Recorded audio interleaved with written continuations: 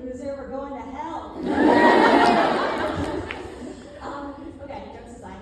It's the third book in the Crowns of Nyaxia series, so this is a world of like dark, gothic, epic fantasy vampires. And in the first two books, we were hanging out in the House of Night with all of the cool, badass winged vampires, and now we're with all the cool, creepy shadow vampires. Dealing with the underworld and angry gods and all kinds of crazy shit, and also hot necromancers. We like those. I love grumpy wizard. I think I love grumpy wizard. Alright, so the first two books in the series focus on Araya and Rain, and in this book we're focusing more on Misha's story. And Misha appears in the earlier books, so was she a character that you always planned to go deeper on from the beginning, or was it as you wrote her, you knew that you needed to have a whole story centered around her and her backstory? So she surprised me a little bit. She was kind of a surprise character. So when she first appeared in Serpent, she kind of like, I generally plot my books and things move around, of course, but she kind of popped up in Serpent, and for a while I thought I might cut her, and then of course she became like very important, so that didn't happen. And then between Serpent and Ashes, I was thinking about ahead to this second duet, and I had a plan for what it was going to be. And I found myself like not super excited about it, and then I was also thinking about like Misha and how she had like this really interesting backstory with her like religious background and her being a vampire and that whole backstory, and I was like, oh, she really needs a spin-off. But I can't just keep writing spin-offs. There's already 8 fucking books. Yes, you can. No one's gonna stop you. 9 books is too many books, like, even for me. Do you think 9 books is too many? No. That would be great. Just write vampires forever. I mean, I know some of those like paranormal romance, like they've been going for like 40 books straight, so. They're still going. No, they're still going. They're still good for them. And then a friend of mine suggested, like, what if Misha is like, what if that second duology that you're struggling with, like, what if that's Misha's story? And I was like, eureka moment, and that just put everything into place for these two. It's crazy to hear that you almost cut her. I It's like we wouldn't be here.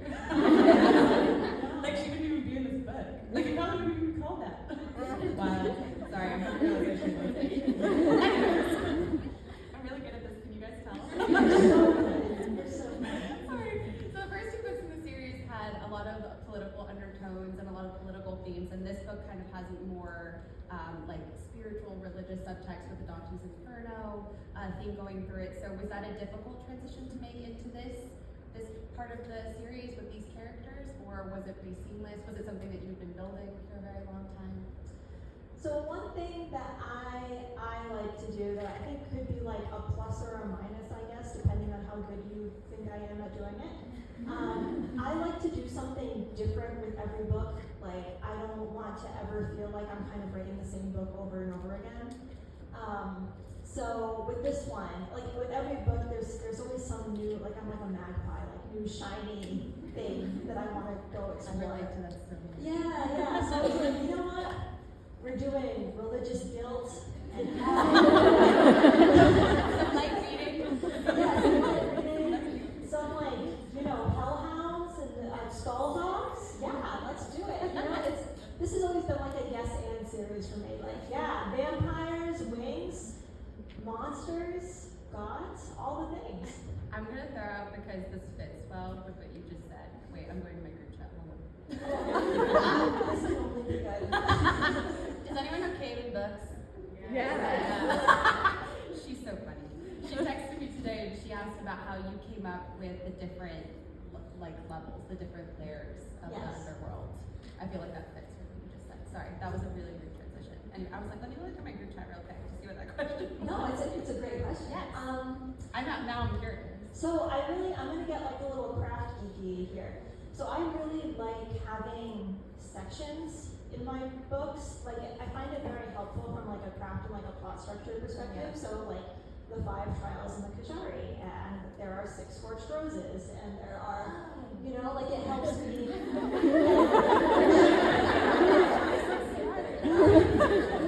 try. I'm making it sound like I so planned. Like I really And then each section is like, you know, you kind of structure the plot around those 6 things. And then in the case of the levels, I love it because just as like from a geeky perspective, it means that I get to like do something new and weird on each level. Like I was just saying, I'm a magpie, so you know, I can't decide what kind of hell I want to do. How about all of them? Every one. That's actually, you're so smart. Is somebody writing this down?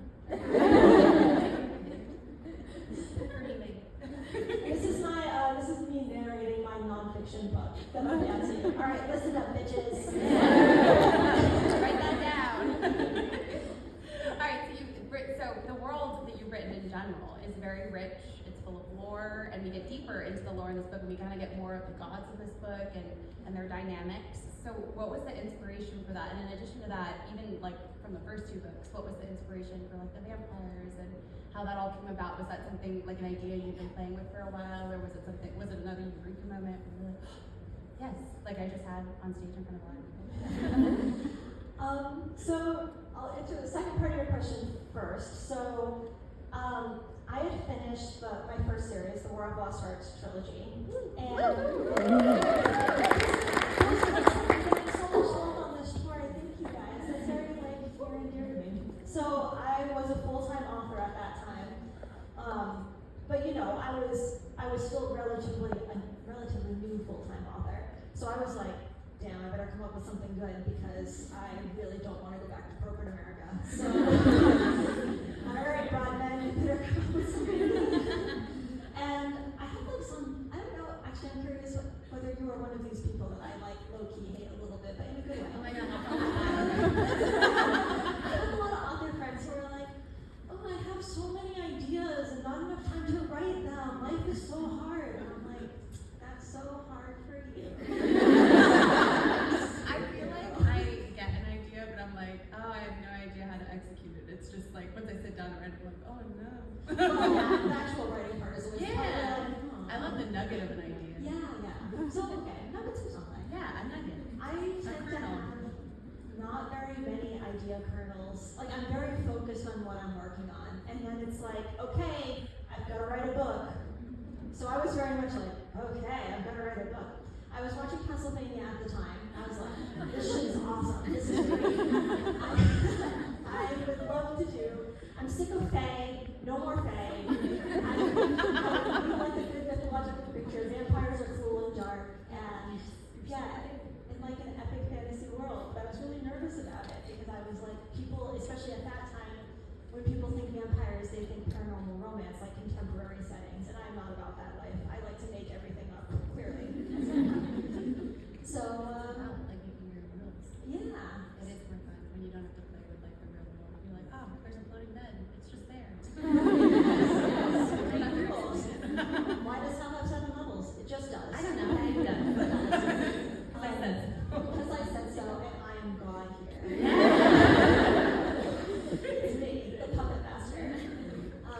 So this was like my Yes and series. I was like, what kind of vampires? All of them. Like, what gods? All of them. And I just wanted to stake out the boundaries of this very vast world that I could just play in for a lot of books. I love that. And then that made me think of another question. Oh, I love one of my brain songs. Actually, no, I don't, but I like it right now. I'm curious though, because you're like, I'm your God. I say that all the time, but do they ever like not listen to you? You're like, this is what we're doing in this scene, guys, and then they do something, like if the characters completely take agency, and you're like, I've lost control. I guess I'm just here. Every so often. I mean, Misha popping up was definitely one of those moments. Oh, yeah. When I was sat down to write that first chapter where she appears, like, I did not plan to have her there. And I was just like, she's my little sunshine girl. Oh, that actually, oh my God, you segued to my next question, so thank you. We finish each other's sandwiches.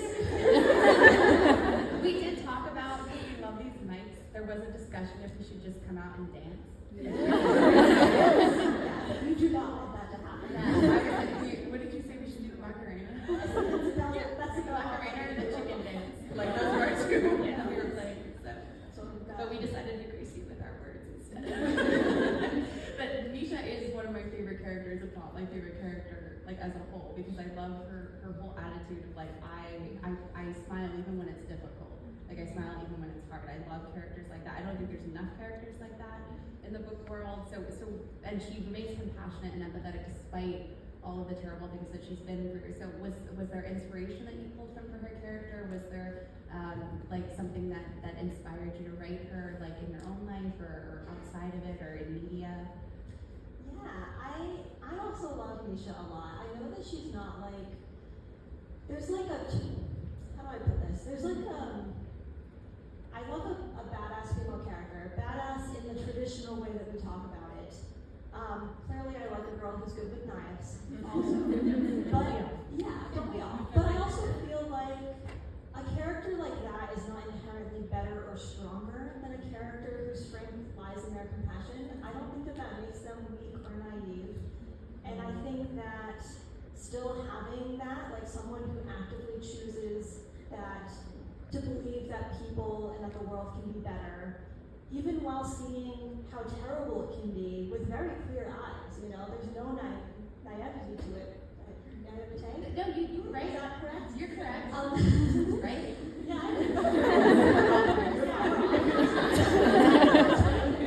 We do words sometimes. yeah, so I think that was right. yeah. You're right. And that's what I love about her, and especially now, like, it was very, like, meaningful for me to write her in that way, because I feel like we kind of need that right now. Like, the world kind of sucks a lot, and there's a lot of dark things happening, and I think there's a lot of strength in that compassion, while, like, confronting all of the darkness in the world, while also choosing to see and move towards the light with no preconceived notions about anything. I love that. Because I do think that optimism sometimes is looked at as a naive. We're just walking right back. I know. It's looked at though like kind of childish, like right. Children think that way. But it is I think really important, especially when like even in books. Do you notice like when you're reading, you'll hit like a really big dip in the story, but it always has an up after the big dip. Like there's always some sort of like lift afterwards, and like those people make the lift in the story. That's why she's so important. Yeah, I had someone ask me at an earlier stop, like it was very politely worded, but it was kind of like, you write some dark stuff. What's up with that? Well, yeah, I do write like very dark things. But I think it's like my way of like peering into the void, like imagining these like truly terrible scenarios and like exploring them and kind of seeing how like even in those terrible scenarios, even when there's not like, oh, and then all the problems went away and they all lived happily ever after, because that's never how it works. But like there's still always hope and like love and like there's still all these nuggets of goodness. Yeah. Well, I think I from your book's perspective especially, I think there's like a catharsis in that too, where you read something that's really heavy, but then you have a character that's bringing levity to it or bringing optimism or just something positive to it. It makes you think like, oh, I can do that. Like even if you're having a moment when you can't do that. So like it's very important to have characters like that. Did you have to get into a specific headspace to write from Misha's perspective? Like did it take any like effort to do it, or was it just easy to slip into her headspace? It was a little bit tough because she's so different from Maehrer, like so different. But I did have like a break because I had a baby, so I had like maternity leave, and then I came into this book. And this one was no word of lie. Like I've written 11 books now. I'm looking to you guys, like if you guys know. I bet they know. Something like that. And this is the hardest one. Like, yeah. And it was so good. It is super the hardest one. So it was good to have that break because it definitely like helped me shift into that new voice. Yeah. I didn't know, like I felt like I knew him pretty well before. I got to know him more as I wrote, but I felt like I knew him pretty well when I started. Every time I write a book, the first thing I come up with is the theme of the book, like the emotional core of what it's about. And then I build the characters like around that. So my goal with Asar was to create someone who on the surface was extremely different from Misha, meaning like he's pretty like closed off and like serious and studious, and it doesn't like people other than to be better than them. And very different on the surface, but under the surface, he is extremely similar to her. Like they are two peas in a pod. And he was really delightful to write for that reason. And to answer your second question, I don't think this is, personally, I don't consider this a spoiler because the format of the series is the first book in each duology is single POV, and then the second book is dual POV. So book 4, which is done, and my favorite book I've ever written. I just have to say, that's notable because I hate every book that I'm writing as I'm writing it. Except for this one. Oh my god, I totally just wouldn't be packaging out right now. It's pretty messy. We don't want to read it right now. No, I'm excited. Are you guys excited? Yeah. Wait, but watch now. Once it comes out, people are going to be like, this one? No. Alright, we're gonna get to like some really serious journalistic questions. I've been saving like the really heavy stuff for last. So all the characters from like both books and this one, the first two and this one, are in a band. What is it called? And who's playing what instrument? I know. Keep letting me do this. I've asked this question to multiple authors. I need a pun. What's a pun? Oh, I should have thought beforehand.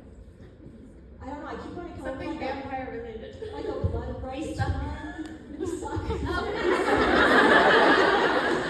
Vampires suck. Vampires. That's Wasn't it. that like the Twilight spoof movie? So I've never seen Twilight. I've never read it.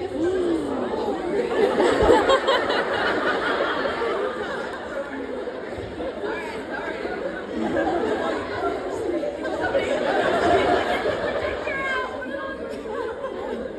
I'm very curious. Okay, this is what I'm most curious about. What instrument would Septimus play? Like a tambourine. He's the manager. You're right, it would be like. Everyone is bending to his will without even knowing it. Yeah. Oh, I know it. I'm just like. Oh yeah, you're bending right over.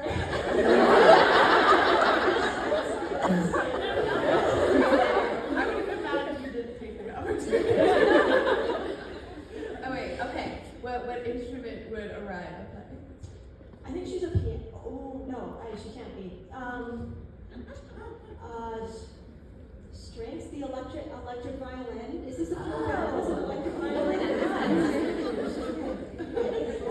I love that. And then Ray, what would he play? He's a drummer. Drummer. He's a drummer.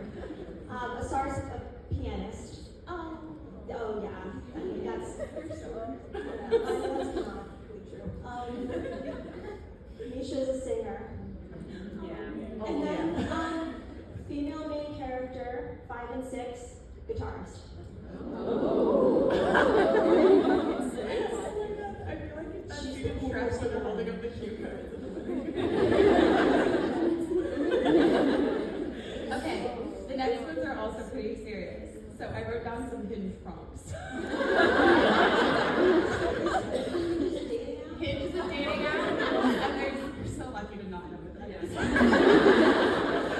in a loving relationship with a very patient man. I never Beyonce on Hinge. There's hope on that app, I promise. But there are some really funny prompts, so I wrote some of them down. And I thought like we could either have you guys call out a character, or you can think of a character that you would want to like, they would have this on their profile and what their answer would be. So like, for example. Someone needs to give me a character. Okay, throw in a character. Right. Okay, oh, perfect.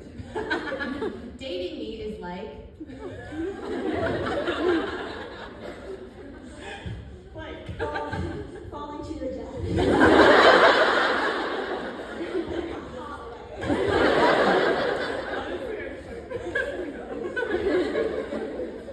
Alright, another character.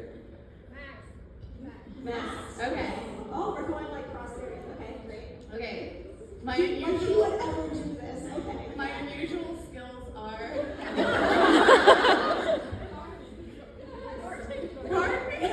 Gardening is that's too like serious though. He would never be on there. It would be something. Sommelier. Oh, it would be because Samurai would make this profile for him. Like romantic walks on the beach. By someone who's not him. He's gonna be like, you match with like 3 people today. Okay, another character. Okay, this year I'd like to. I almost said something that was like way too literal and a big spoiler.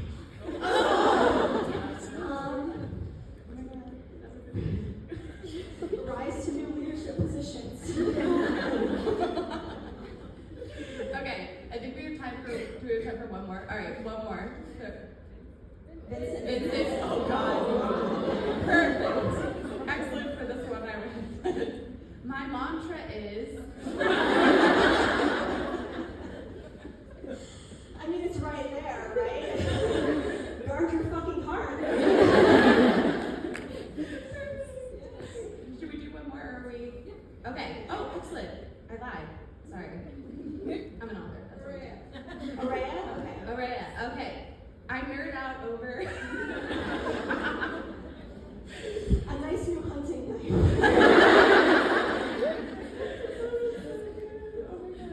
Okay, we'll wrap it up with, we'll do one more, and then we'll do like a final, like, more like. Susanna. You guys are so ready for this. Yeah, you guys are very helpful. Thank you. Okay, wait. Fact about me that surprises people. Oh, really good fart jokes. What a great place to leave. It's all uphill from there, guys. Alright, for the final question, before we go to audience questions, in all seriousness, this book touches on a lot of serious topics. It's very emotionally wrought in addition to being very deeply woven in terms of the world. So what is something that you would like readers to take away after reading this book? I hope you cry, but in like a good way. No, I hope some early readers have said that they really connected with Misha and her journey of like, she's someone who like, because of situations outside of her control, like totally lost touch with like who she is as a person in a way that was like, honestly a lot sadder than I thought it was going to be before I started writing it, and it ended up being really cathartic for me, especially like in a time of so much flux in my life when I was writing it. To write the story of her like kind of meeting and getting to know this new version of herself. And I hope that you connect with it too in that way. Thank you for your time.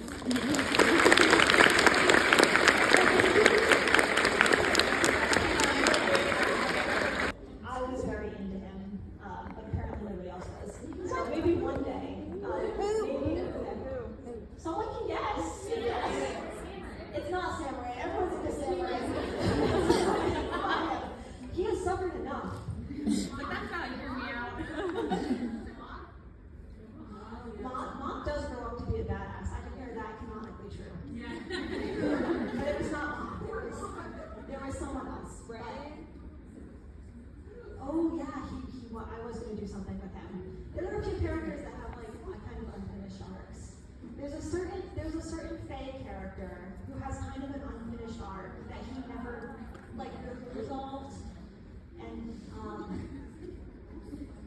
yeah, so I'm just but maybe one day. I have no plans currently. I have a lot of books to write. You guys keep throwing more at me. So you gotta prioritize here. Alright, one final question.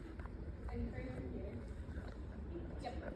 How do you feel in general about books that are adapted into TV and movies? Would you want to see any of yours turn out that way?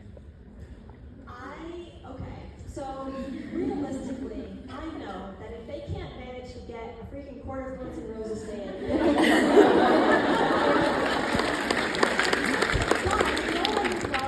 and I will put this out into the universe, I would freaking give those option rights away if an animated studio wanted to. So let's just like put that out into the universe, the like spotlight We actually did option the rights to Legendary, which is very exciting. I love the team working on it. They're all really, really wonderful, and I love everything they say. Every time they talk, I'm like, wow, they're saying really cool things. And I've been sweating a lot.